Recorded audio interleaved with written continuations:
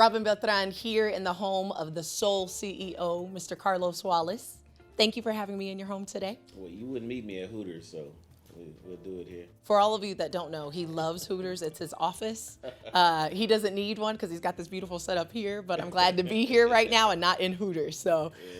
Yeah. I want to talk about today, a lot of people, they see the vision of Carlos Wallace in so many ways, whether it be your books, your promos at the Improv, at Lone Star, a ton of different things, your philanthropy work that you do. I kind of want to see what you have going on right now, because we talk about it quite often, about all your titles and roles, but I really want to find out what projects do you have going on right now. Well, we next week's show is going to be kind of bittersweet. It's going to be the last show for the our monthly shows.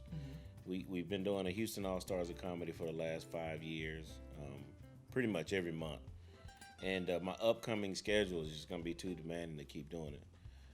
We have documentary coming out, a lot of movie projects, and some more media projects in regards to just short media documentary-esque projects. A trip to Haiti, and then Lone Star is making the book a curriculum. Life's Not Complicated, You Are. So I'll be busy, not just going to one campus this year, but all 12. And then of course, the new book comes out in October. So the other 99 times. So I want to have enough time to be able to properly, tour that book and hopefully get it launched, in the same level as we did Life.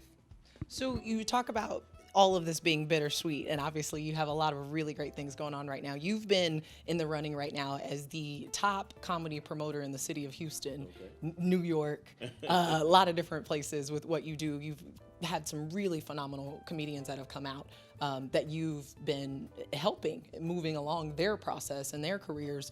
5 years. You were telling me, of footage and role that you have of these shows. What made you finally decide it's time for me to move? People would always ask, how long are you going to do it? And I'd say, God will let me know when it's time. And when you're presented with new opportunities or new things that elevate the vision in what you're trying to do, that's when you know.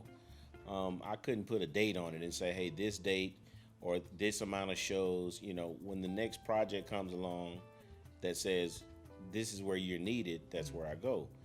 And the question's been asked, well, hey man, can't you just let someone else do the monthly shows? And my answer has been the same. I would rather see it end than see it torn apart, Right.